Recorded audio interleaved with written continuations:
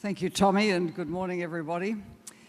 Well, the first cut of the international media on Rio+20 was somewhat negative, as you say, but I have a more positive view of it and a more nuanced view of it. I saw a wonderful blog in the Huffington Post in the last week or so, which said that if you think of Rio+20 as a black and white movie on a small screen, you'll be disappointed.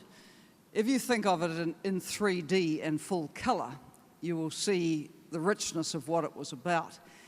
And the truth is that it brought together tens of thousands of people from every level of society and government to talk about the future of our world and extremely important topics. And not only did it physically bring those people to Rio, but all up there were millions of people who were involved online in dialogue about what Rio meant and what personal changes in their lives or commitments they might make. I think in the current polarized international environment, it's not so easy for big international summits to reach binding agreements of a comprehensive kind. But what you had out of Rio was around 700 voluntary commitments, amounting to about $500 billion, which is not petty cash.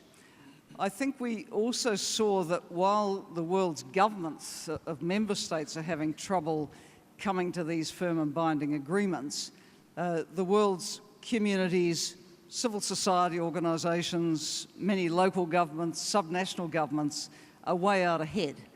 And a lot of national governments are way out ahead as well, but of course to get agreement you often come to the lowest common denominator around a formal document.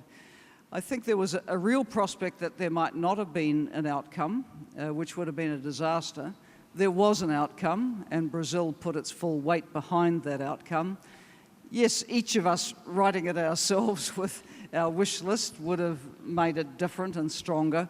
But I don't think we should discount Rio+20. I think the outcome is a platform for anyone who is serious about endeavouring to integrate across the economic, social and environmental strains of sustainable development to actually build a different future in their own community, business, organisation and country. So that's the spirit of Rio+20, which I hope we'll remember it for. The two focal points in Rio were to promote the green economy and to strengthen the institutions. Could you just say a word on each of those? Yes, so the twin themes, the green economy and the institutional architecture. On the latter, which I'll deal with more summarily, the Commission on Sustainable Development spawned by the Earth Summit is felt to have struggled a bit, struggled not really getting a good outcome at its last meeting last year. So the summit said this is to be replaced by a high-level forum on sustainable development within the Economic and Social Council. Of course, if you were rewriting the UN Charter today, you wouldn't have an Economic and Social Council. You'd have a Sustainable Development Council bringing the environmental pillar in. But this, understandably, was not top of mind in 1945 when people met in San Francisco to write the Charter. You know, the world was coming out of a devastating world war. The vast majority of the world's people were living under colonial rule. There were other issues. But now we can't really plan for a sound economic and social future unless we take the environmental pillar very, very seriously indeed. So how this forum develops will be subject to more discussion in the General Assembly, but I think it's a positive thing. The UN Environment Programme also got agreement to move to a universal membership, and I think given the importance of the role it has, that's appropriate.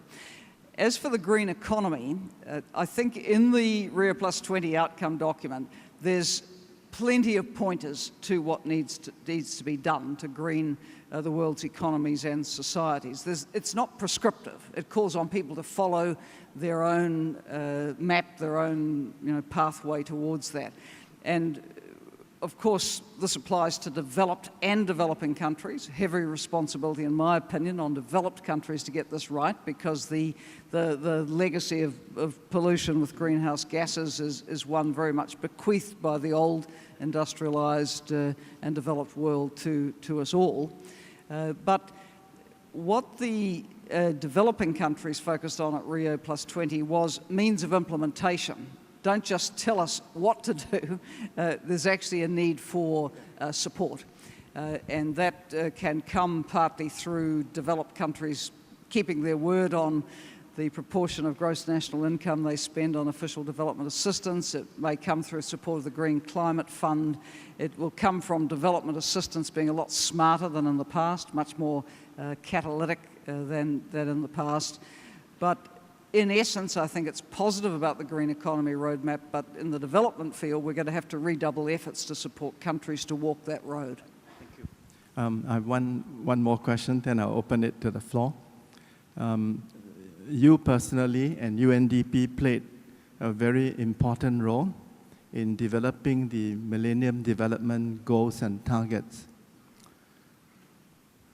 The target date for achieving the 7 Millennium Goals and the 10 targets is 2015.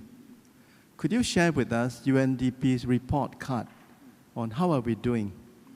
And could you also explain the difference between the Millennium Development Goals, which will expire in 2015, and in Rio to develop a new set of Sustainable Development Goals?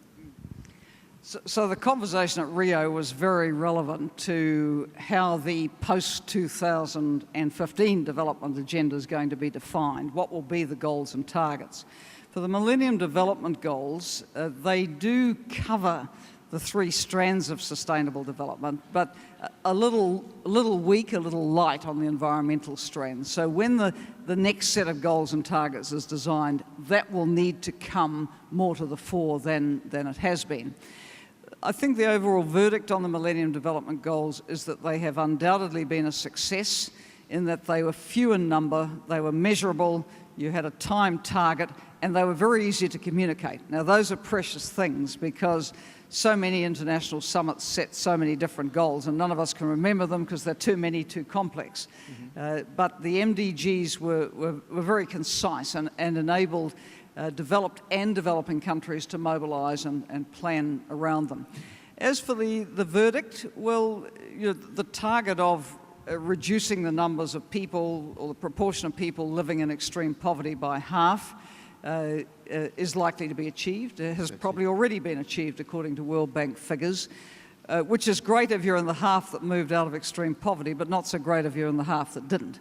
And that points us to the fact that the next generation of development goals has to look at the unfinished business from the MDGs, and that is a legacy still of very large numbers of people living in extreme poverty and in outright hunger.